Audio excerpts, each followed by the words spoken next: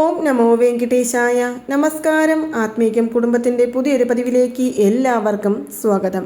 നാളെ വൈശാഖ മാസത്തിലെ പൗർണമി ദിവസം അല്ലെങ്കിൽ ചിത്ര പൗർണമി എന്ന് പറയും. സാധാരണ എല്ലാ മാസങ്ങളിലും വരുന്ന പൗർണമിയേക്കാളും അതിവിശേഷപ്പെട്ട ഒരു പൗർണമി ദിവസമാണ് ചിത്ര പൗർണമി എന്ന് പറയുന്നത്. യമലോകത്ത് മനുഷ്യന്മാരായ നമ്മുടെയെല്ലാം പാപപുണ്യ കണക്കുകൾ എഴുതുന്ന ചിത്രഗുപ്തന് വേണ്ടി സമർപ്പിച്ച ഒരു ദിവസമാണ് ചിത്ര പൗർണമി എന്നാണ് പറയപ്പെടുന്നത്. നമ്മുടെ പാപക്കണക്കുകളെ കുറയ്ക്കുവാനും നമ്മുടെ പുണ്യങ്ങളെ കൂട്ടുവാനുമായിട്ട് നമ്മൾ ഈ ദിവസത്തിൽ വഴിപാടുകൾ ചെയ്യാവുന്നതാണ്.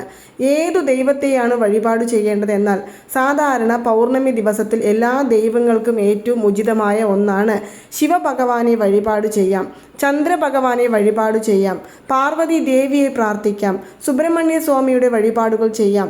ഇനി അതെല്ലാത്തിനും കൂടെ നമുക്ക് വിഷ്ണു ഭഗവാനും വഴിപാട് ചെയ്യുവാൻ ഏറ്റവും അനുയോജ്യമായ ഒരു ദിവസമാണ് ഈ ചിത്ര പൗർണമി എന്ന് പറയുന്നത്. ആദ്യം നമുക്ക് ഈ സമയം എപ്പോഴാണ് തുടങ്ങുന്നത് എന്ന് കാണാം. 11/5/2025 ഞായറാഴ്ച രാത്രി 8:48 തുടങ്ങി 12/5/2025 അതായത് തിങ്കളാഴ്ച രാത്രി 10:44 വരെയും പൗർണമി തിഥി ഉണ്ട്. ഈ ചിത്ര പൗർണമി ദിവസത്തിലാണ് ചിത്രഗുപ്തന്റെ അവതാര ദിനമായും പറയപ്പെടുന്നത്. നമ്മുടെ ജീവിതത്തിൽ നമ്മൾ ഒരുപാട് കഷ്ടപ്പാടുകൾ അനുഭവിക്കുന്നുണ്ട്. പലരും പല വിധത്തിലുള്ള ദുഃഖങ്ങളെക്കുറിച്ച് വളരെയധികം സങ്കടപ്പെടുന്നുണ്ട്. എൻ്റെ ജീവിതത്തിൽ വളരെ മോശം സമയമാണ്, എൻ്റെ സാമ്പത്തിക നില വളരെ താഴ്ന്ന നിലയിലാണ്, ഒരുപാട് ആരോഗ്യ പ്രശ്നങ്ങൾ ഞാൻ അനുഭവിച്ചു കൊണ്ടിരിക്കുന്നുണ്ട്, എത്ര വഴിപാടുകൾ ചെയ്താലും എത്ര മന്ത്രങ്ങൾ ജപിച്ചാലും എത്ര പൂജകൾ ചെയ്താലും എനിക്കിതൊന്നും തന്നെ മാറ്റിയെടുക്കുവാൻ സാധിക്കുന്നില്ല എന്ന് പറയുന്നവർ ഒരു കാര്യം ഓർക്കുക. നമ്മുടെ പല വീഡിയോകളിലൂടെയും ഞാൻ പറഞ്ഞതുപോലെ നമ്മുടെ പാപകർമ്മ ഫലമായാണ് നമ്മൾ ഈ ജന്മത്തിൽ അനുഭവിക്കുന്ന ഏതൊരു കാര്യങ്ങളാണെങ്കിലും അതെല്ലാം നമ്മുടെ മുജ്ജന്മത്തിലെ പാപങ്ങളാണ് എന്നാണ് പറയുന്നത്. അത് ഇല്ലാതാക്കുവാൻ നമ്മൾ ചെയ്യുന്ന വഴിപാടുകൾ എന്ന് പറയുന്നത് ദൈവിക വഴിപാട് മാത്രമാണ്. നമ്മൾ എത്രമാത്രം ദൈവത്തെ വഴിപാട് ചെയ്ത് പ്രാർത്ഥിക്കുന്നുവോ അത്രമാത്രം നമ്മുടെ പാപങ്ങൾ ഇല്ലാതായി പോവുകയാണ് ചെയ്യുന്നത്. അതുപോലെ തന്നെ നമ്മുടെ ജീവിതത്തിൽ നമ്മുടെ ഓരോ തുള്ളി പാപങ്ങളും ഇല്ലാതാകണം എന്നുണ്ടെങ്കിൽ അതിന് ഏറ്റവും അനുയോജ്യമായ ഒന്ന് എന്ന് പറയുന്നത് ദാനം തന്നെയാണ്. എന്തു വേണമെങ്കിലും നമുക്ക് ദാനം ചെയ്യാം. ഈ ചിത്ര പൗർണമി ദിവസത്തിൽ നിങ്ങൾ ചെയ്യുന്ന ദാനത്തിന് അതീത ഫലമാണ് ഉള്ളത്. സാധാരണ നമ്മൾ ഏതൊരു കാര്യം ദാനം ചെയ്താലും നമ്മുടെ ജീവിതത്തിലെ പാപങ്ങൾ കഴുകിക്കളയുന്നതായിരിക്കും. അതുപോലെ തന്നെ ഈ ചിത്ര പൗർണമി ദിവസത്തിൽ നിങ്ങൾക്ക് ഒന്നും ദാനം കൊടുക്കാൻ ഇല്ലെങ്കിലും പോലും ഒരു 10 പേർക്ക് അന്നം ദാനം കൊടുത്തു നോക്കുക. നമ്മുടെ ജീവിതത്തിൽ നമുക്ക് വലിയ മാറ്റങ്ങളായിരിക്കും ഉണ്ടാകുവാനായിട്ട് പോകുന്നത്. നമ്മുടെ പൂർവികർ പറയുന്നത് കേട്ടിട്ടില്ലേ, നമ്മൾ ചെയ്യുന്ന പാപങ്ങളാണെങ്കിലും പുണ്യങ്ങളാണെങ്കിലും അതിൻ്റെ എല്ലാം കണക്ക് ഒരാളുടെ കയ്യിൽ ഉണ്ടാകുമെന്ന്. അത് വേറെ ആരുമല്ല, ചിത്രഗുപ്തൻ തന്നെയാണ്. അങ്ങനെയുള്ള ചിത്രഗുപ്തന് നാളെ ഏറ്റവും അനുയോജ്യമായ ദിവസമായതിനാൽ തന്നെ നാളെ രാവിലെ ഉണർന്ന ഉടൻ വെറും വയറ്റിൽ വെള്ളം പോലും കുടിക്കാതെ നമുക്ക് ഈ മന്ത്രം 21 തവണ ചൊല്ലാവുന്നതാണ്. ഒരുപാട് വഴിപാടുകൾ നാളെ ചെയ്യാവുന്നതാണ്. സാധിക്കുന്നവർക്ക് നാളെ ക്ഷേത്ര ദർശനം നടത്തി പ്രാർത്ഥിച്ചു വരാവുന്നതാണ്. ശിവഭഗവാന് ജലധാര നടത്തി പ്രാർത്ഥിച്ചു വരാവുന്നതാണ്. പിൻവിളക്ക് തെളിയിച്ച് പ്രാർത്ഥിച്ചു വരാവുന്നതാണ്. ഇനി ദേവീ ക്ഷേത്ര ദർശനം നടത്തി പ്രാർത്ഥിക്കുന്നവരാണെങ്കിൽ നാരങ്ങാമാല സമർപ്പിച്ച് പ്രാർത്ഥിക്കാം. കുങ്കുമം ഒരു കവർ വാങ്ങിച്ചു കൊണ്ടുപോയി കൊടുത്ത് പ്രാർത്ഥിച്ചു വരാവുന്നതാണ്. നമ്മുടെ ജീവിതത്തിലെ കഷ്ടപ്പാടുകൾ മാറിക്കിട്ടുവാനായിട്ട് നമ്മൾ നെയ്യ് സമർപ്പിച്ച് പ്രാർത്ഥിച്ചു വരാവുന്നതാണ്. ഇങ്ങനെ നമ്മളെ കൊണ്ട് എന്ത് സാധിക്കുമോ അത് നമ്മൾ നാളെ ക്ഷേത്രത്തിൽ വാങ്ങിച്ചു കൊടുക്കുന്നത് വളരെ അത്യുത്തമമാണ് എന്ന് തന്നെ പറയാം. പക്ഷേ ഞാൻ ഇപ്പോൾ ഇവിടെ പറയുവാൻ പോകുന്നത് വഴിപാടുകളെക്കുറിച്ചോ പൂജകളെക്കുറിച്ചോ ഒന്നുമല്ല, മറിച്ച് നാളെ രാവിലെ ഉണർന്ന ഉടൻ തന്നെ നമ്മൾ ചൊല്ലേണ്ട ഒരു മന്ത്രത്തെക്കുറിച്ചാണ്. നമുക്ക് വഴിപാട് ചെയ്യാൻ സമയം കിട്ടുന്നില്ല, ക്ഷേത്ര ദർശനം ചെയ്യാൻ സമയം കിട്ടുന്നില്ല, നമ്മൾ ജോലിക്ക് പോകണം മാഡം എന്ന് പറയുന്നവരാണെങ്കിലും സാരമില്ല.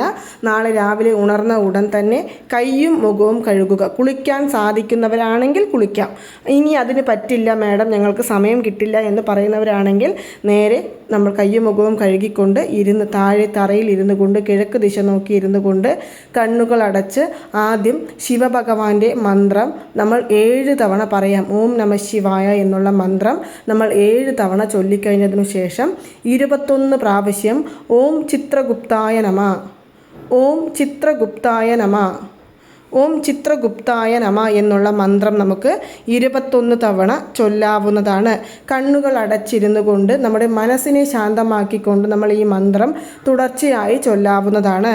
ഈ മന്ത്രം ജപിച്ചു കഴിഞ്ഞതിനു ശേഷം നമ്മൾ നമ്മുടെ സാധാരണ കാര്യങ്ങളെല്ലാം ചെയ്യാം. ഇനി ചിലരെങ്കിലും പറയും, ഇതെല്ലാം പറഞ്ഞത് കൊണ്ട് നമ്മൾ തെറ്റുകൾ ചെയ്താൽ ആ പാപങ്ങൾ ചിത്രഗുപ്തൻ്റെ കണക്കുകളിൽ നിന്ന് മാഞ്ഞു പോകുമോ എന്ന് ചോദിക്കുകയാണെങ്കിൽ അതല്ല. നമ്മുടെ ഉള്ളിൽ തന്നെയാണ് നമ്മൾ പാപങ്ങൾ ചെയ്യുന്നതും പുണ്യങ്ങൾ ചെയ്യുന്നതും ഉള്ളത്. നമ്മൾ എന്ത് ചെയ്യണു എന്ന് നമുക്ക് ആദ്യം തന്നെ അറിയാം. നമ്മൾ ഒരു തവണ അറിയാതെ ഒരു തെറ്റ് സംഭവിക്കാം. പക്ഷെ ആ തെറ്റ് വീണ്ടും വീണ്ടും സംഭവിക്കുന്ന സമയത്ത് നമുക്ക് തന്നെ അത് മനസ്സിലാക്കാം, അത് അറിഞ്ഞുകൊണ്ട് ചെയ്യുന്ന ഒരു തെറ്റാണ് എന്നുള്ളത്.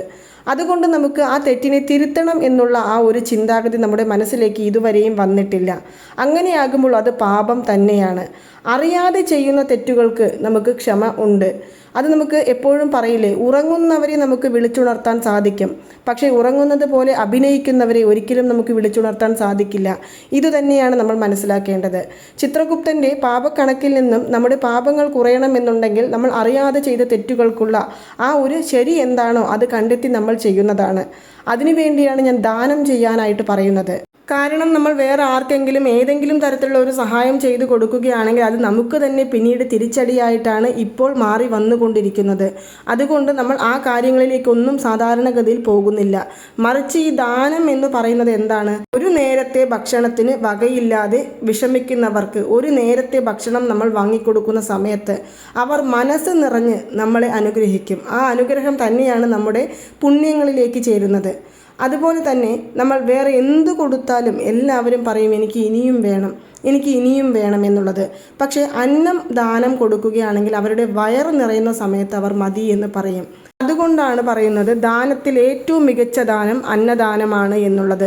ഞാൻ നമ്മുടെ വീഡിയോകൾ തുടർച്ചയായി കാണുന്ന പലർക്കും അറിയാം, ഞാൻ ദാനം ചെയ്യുവാനായിട്ട് ഏതൊരു വിശേഷങ്ങൾ വന്നാലും ആ ദിവസങ്ങളിൽ ദാനം ചെയ്യുക എന്ന് പറയുന്നതിൻ്റെ പ്രധാനപ്പെട്ട കാരണം ഇതാണ്. നമ്മളെക്കൊണ്ട് വേറെ ഒന്നും വാങ്ങിച്ചു കൊടുക്കുവാൻ സാധിക്കില്ല. കാരണം അങ്ങനെ വാങ്ങിച്ചു കൊടുക്കുവാൻ സാധിക്കുകയാണെങ്കിൽ നമ്മൾ ഈ പൂജയും വഴിപാടുകളും ഒന്നും ചെയ്യാൻ നിൽക്കില്ല. കാരണം നമുക്ക് ഇല്ലായ്മയിൽ നിന്ന് മാത്രമാണ് നമ്മളെല്ലാം ഇങ്ങനെയുള്ള വീഡിയോകളെല്ലാം കാണുവാൻ തോന്നിക്കുന്നത്. നമ്മുടെ ജീവിതത്തിൽ എങ്ങനെ നമ്മൾ രക്ഷപ്പെടാം, എങ്ങനെ ഉയർച്ചയിലേക്ക് എത്താം എന്നുള്ള ചിന്താഗതിയോടുകൂടിയാണ് നമ്മൾ ഓരോ കാര്യങ്ങളും ചെയ്തു നോക്കുന്നത്. തീർച്ചയായും അതിനുള്ള ഒരു അനുഗ്രഹം നമ്മുടെ ജീവിതത്തിൽ ഉണ്ടാവുകയും ചെയ്യുന്നതായിരിക്കും. പക്ഷേ നമ്മൾ വേറെ ഒന്നും ചെയ്യാൻ സാധിച്ചില്ല എങ്കിലും കൂടി നമ്മളെ കൊണ്ടാകുന്ന തരത്തിൽ അന്നം ദാനം ചെയ്യുമ്പോൾ നമ്മുടെ ജീവിതത്തിൽ തീർച്ചയായും മാറ്റങ്ങൾ ഉണ്ടാകും. ഏതൊരു വിശേഷ ദിവസങ്ങളാണെങ്കിലും ഞാൻ പറയണമെന്നൊന്നും കാത്തിരിക്കേണ്ട കാര്യമില്ല. നമുക്ക് അന്നം ദാനം കൊടുക്കാവുന്നതാണ്. നാളെ വരുന്ന ഈ ചിത്രാ പൗർണമി ദിവസത്തിൽ ഒരുപാട് വിശേഷതകളാണ് ഉള്ളത്. ക്ഷേത്ര ദർശനം നടത്താൻ സാധിക്കുന്നവർ ക്ഷേത്ര ദർശനം നടത്തുക.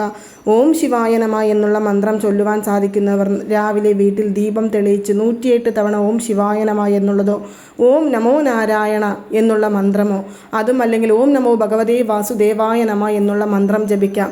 ഇനി അതല്ല, നമുക്ക് നാളെ ലളിതാ സഹസ്രനാമം ചൊല്ലാം, ദേവി മാഹാത്മ്യം ജപിക്കാം, അതുപോലെ തന്നെ സുബ്രഹ്മണ്യ സ്വാമിയുടെ സ്കന്ദഷഷ്ടി കവചം പാരായണം ചെയ്യാം. ഇങ്ങനെ എല്ലാ ദൈവങ്ങളെയും നമുക്ക് നാളെ പ്രാർത്ഥിക്കാൻ അനുയോജ്യമായ ഒരു ദിവസമാണ്.